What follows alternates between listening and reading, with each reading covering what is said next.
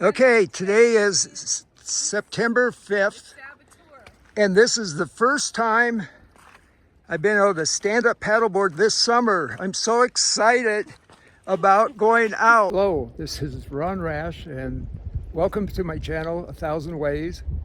And today I'm at Ruedi Reservoir and doing some stand-up paddleboarding.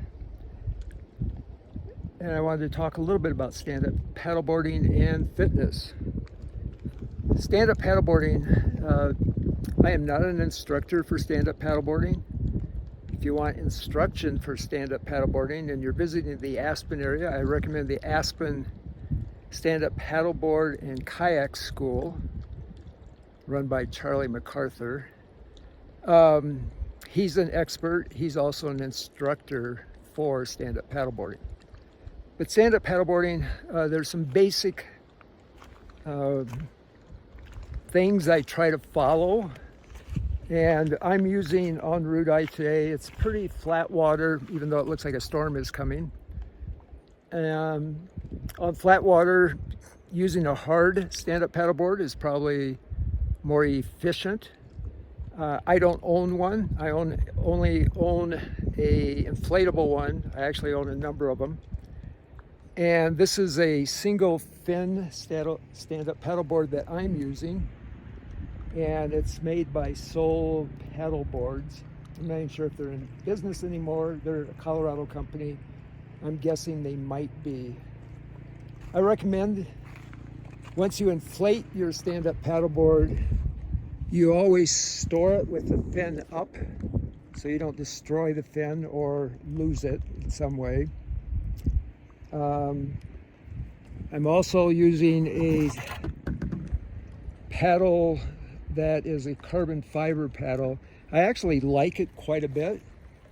It works very, very well. It's super lightweight. That's why I like it. Always stand up paddleboard with a buddy. Use a leash around your ankle. And here's my leash that I use, because if the stand-up paddleboard gets away from you, you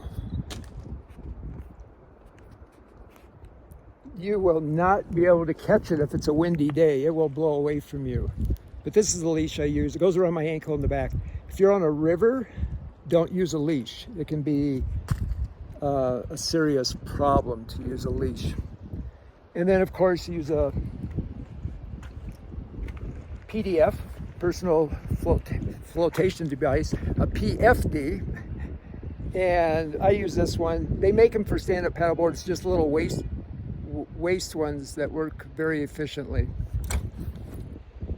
And I also, when I'm with friends, I bring a rope bag, but it takes some special instruction on how to use it, whether you're on a lake or a river. But it's definitely nice to have if you have to get someone that's been capsized, lost their stand-up paddleboard, or using it for someone else.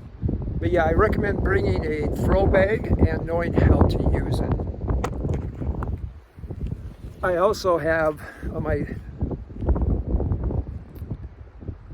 PFD, I have a knife, and it's a rescue knife, but I only have it because it looks cool.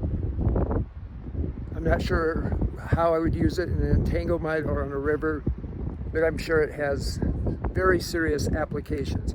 As I said, I'm not an instructor. I recommend getting good instruction from a qualified expert instructor in stand-up paddleboarding. In a few minutes here, I want to show a few strokes in standing up. And I also want to see what this weather cloud is going to do. It hasn't produced any lightning, but I'm standing out in the middle of an open area and I have no protection around me, and I'm near water, and I'm uncomfortable doing that. Anyway, in a few moments, I hope to show how to stand up and some strokes that you can do on stand-up paddleboarding. Thank you. When you first get on stand-up paddleboard, you can do it on your knees, which is probably gives you the most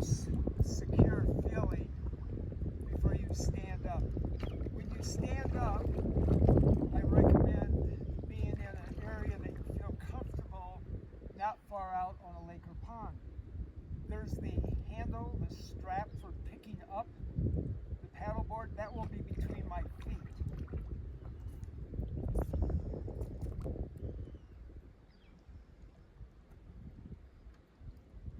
For balancing on the stand-up paddleboard, I want to keep my head up and looking towards the horizon, not down at my feet.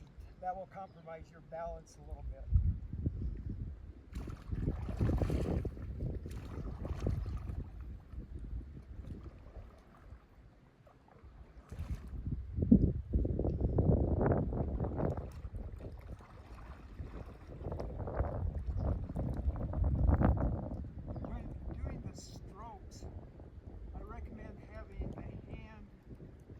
A little bit far apart and keeping the arms somewhat straight, bending a little at the waist and bending at the knees for balance.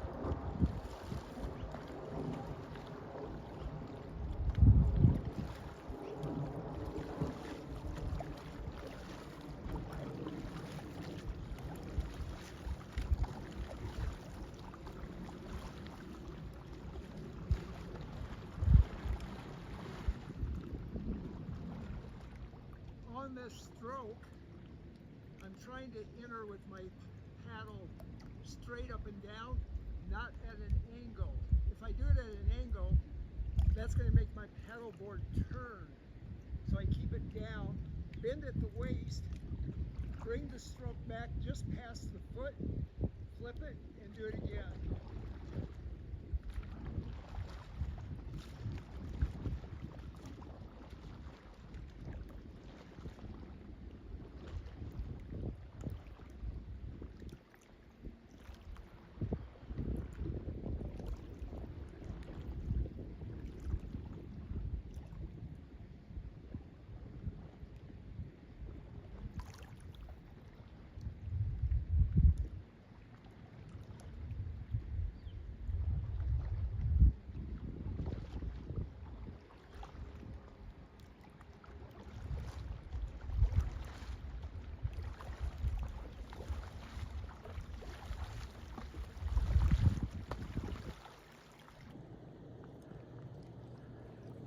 Stand-up paddleboarding is excellent for fitness.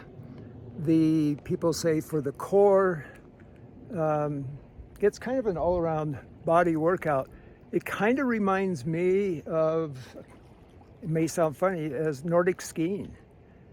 I've also found that my lifestyle fitness, that going out and biking for an hour to hiking for a couple hours, stand-up paddleboarding, it's not enough as I age. I'm 70 years old, and I have found that I needed to do more resistance training. And so I've been trying to lift weights, be more intentional about my fitness. I read the book, have read most of the book, Outlive by Peter Attia. I highly recommend the book. I think it's fantastic for people trying to age somewhat gracefully and for all-around fitness. I highly recommend it. I've been last 40, 45 years, so cardio obsessed with my training, and I'm trying to dial that back now and do more resistance training. I still do my aerobic training. I think that's super important for your, and once or twice a week, trying to somewhat max out your VO2 max. But also I found lifting weights, doing calisthenics, body weight exercise is super important. And those are my thoughts on fitness and health as I aging. And also it ties in with lifestyle fitness and what I was talking about, stand-up paddleboarding. I think SUPing, if you're actually doing something with it, going places with it, it's a great activity. I highly recommend it.